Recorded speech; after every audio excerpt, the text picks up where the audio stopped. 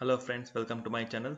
So today we will see one more game discussing mainly about king safety, uh, and the subsection is Uncastled king. And here this game is played between Stein and Smyslov, and during 1972 in Moscow. Okay, so here the black has reacted to white's pawn advance on the king side by applying pressure on the center. Okay, that is what the main theory is, right? So that is what you are being taught. Like if your opponent tries to attack on the left wing or right wing, then you attack on the center. Okay, that's what being played by the black here. And but the white did not care here, so he just went ahead and played this h5 pawn push. Okay, so yes, actually here he is losing a pawn here, because after this bishop captures f3 and the queen captures f3, he attacked this he captured this pawn on e5. And by the way, g captures f3 is also not a good idea, because of if you capture this, then if you capture this, then it's a lot of double pawns and a lot of weakness. So that's why the he has to give up. White player has to give up the pawn here, and yeah, but he continued with this attack. Okay, so when you play a game of chess, and if you plan something, maybe king side attack, okay, so just go on with the attack. If you change the plan, then your position may be a little mess. So that's what the white player did. He just continued with this one plan, h6. Okay, so here he captured this. Okay, and after this capturing, so white player here simply captured this back, and here the black player also captured this pawn. Okay, so now it's let's think that we are playing white, so you are also playing white. Okay, so if you are playing this position, what did you play here?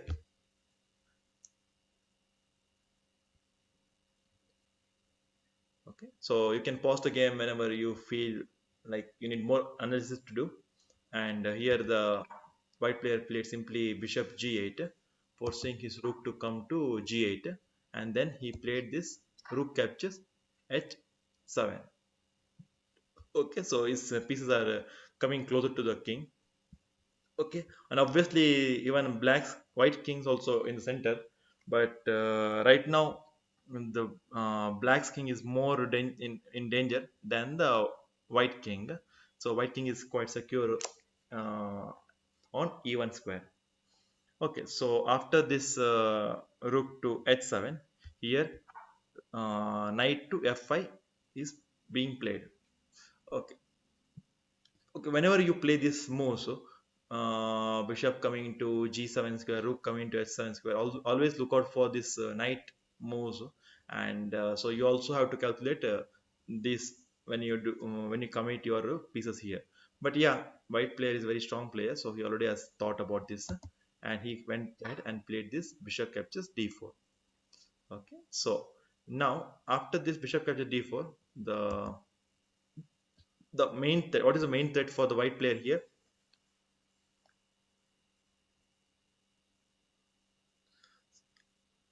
I mean, what is the main attack from the white player? So I guess you have seen this g4 pawn push attacking the f7 square. Okay, so yeah, so g4 is very strong. That's why actually black cannot lose time. So he's attacking on the strong bishop. Okay, so here white decided to give up this bishop and continue with this attack. We just pushed this pawn to g4, and here black accepted this bishop, and here white player simply captured this pawn knight on f5.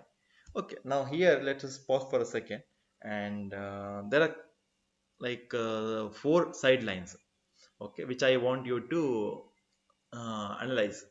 Okay, so first thing, e5. Okay, what would you do if your opponent plays e5?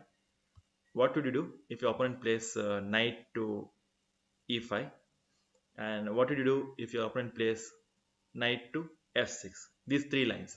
Okay, in the game e5 is being played, But let us see the other lines. And also, what did you do? If we play simply pawn captures pawn. Okay, so don't hurry to capture this pawn because there is a queen e7 check first. So that's why. And defending is uh, pawn, and also like I mean just making forcing your king, wasting your time. So you can simply first do a castling, and now you can think about capturing this pawn. Okay, that is the first line. Okay, let's see the other line. What if he plays knight e5? What would you do here? Okay, here you can simply play a queen to e4, and if he tries to play some tricky move like d captures c3, threatening mate at d2, then you can play rook d1. Correct? No, wrong. Rook d1 is a big blunder. Okay, so it is a winning for the black player. So rook a2 is a perfect move. Okay, and if you play rook to d1, okay, then simply c2 wins the game. Okay, and if you just capture his queen, and after this exchange, okay, so and you have to capture this also, it's forced. Then he has this knight f3 check, and after this after king goes to e2, knight d4 check wins the material. Okay, so hope you got this line. Okay, that's why rook a2 uh, is actually a winning move. Okay, stopping all the attacks, and also you are attacking is a knight. Also you are attacking this pawn to e6, and there are a lot of attacks actually. It's a easy win for you. Okay, so and let's come back to our last line. That is knight to f6. Okay, so if your opponent plays knight f6, what do you do here? You can ignore your rook at h7 for time being. You can simply capture this pawn at e6, because right now it cannot capture your rook because of this checkmate threat at f7. So and if he captures this, then you can play this. You play your rook to h6, attacking the rook, and also you are indirectly attacking the pawn and forcing him to play rook to f8. Okay. And then now you can continue with the c captures d4, and he cannot capture your pawn because queen captures this rook. Okay, so let us now go back to our final move, that is e5. Okay, now tell me what will you do in this position. Here you can simply play queen to d5. Okay, so forcing your opponent to play rook to f8, that is the only move. Okay, again, you might have seen queen cannot come to e7 because his rook is falling, and this is the only move for the white black player. Right? Here you can continue with the d captures c4, and if he plays something, I mean if you continue with the development, that is rook to c8, here you can play there are two moves actually, so both are equally strong. So one is c5, okay, and another is rook to d1. In the game, rook d1 was played. Okay, so let's quickly see what will happen after c5. After c5, if it tries to capture your center pawn, then you can capture this pawn. And knight captures b6 doesn't, I mean, is losing because of bishop check. The main idea of c5 is opening up this bishop, and yeah, and the game continues. But what will happen if okay, you play rook d1, which is played in the game. Okay, this is also quite strong. Okay, the main idea is, okay, if he tries to just play this move. Okay. And one more thing, when you play this move, now he is attacking your king, right?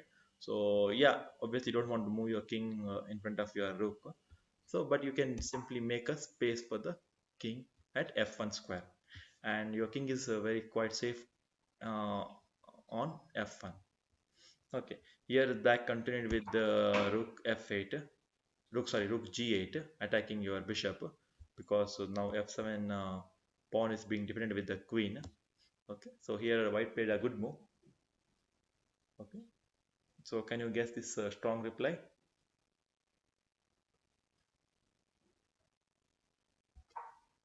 Okay. So again, he is playing Queen B7 was playing on the same theme of endangered king. Okay. So the position is actually like in opens forcefully in white's favor, and after this rook to c4, here actually the white player missed easy win. Okay, but he played here d captures e4 e5. Okay, so can you guess what this strong grandmaster missed?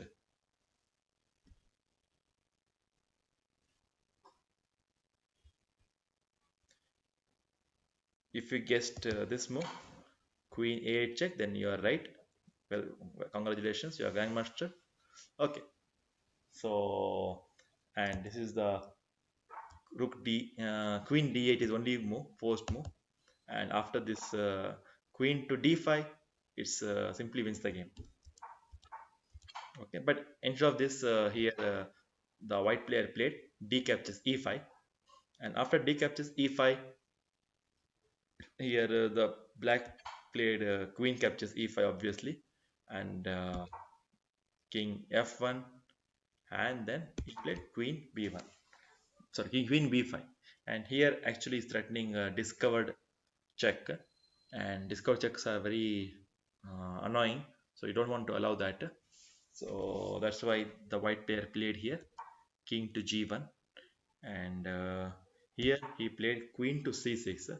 It's a bad move, but there is nothing better actually. For example, if he plays rook to g1, okay, then simple win would be queen c8 check, and after this rook captures d7 check, followed with the rook captures f7 check, winning a getting a winning attack actually. I think it's a mate only, so let's quickly see.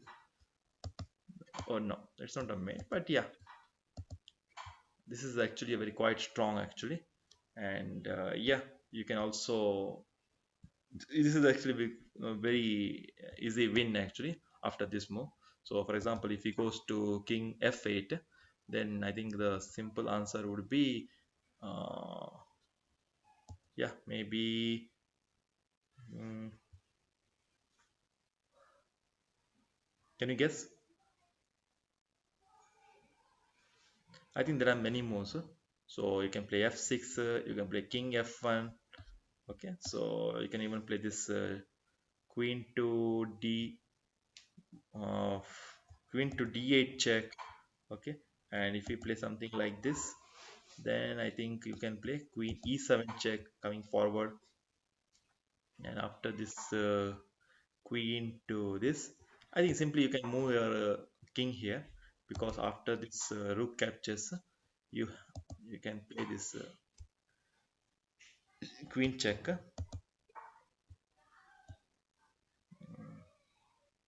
and now yeah, you're winning this.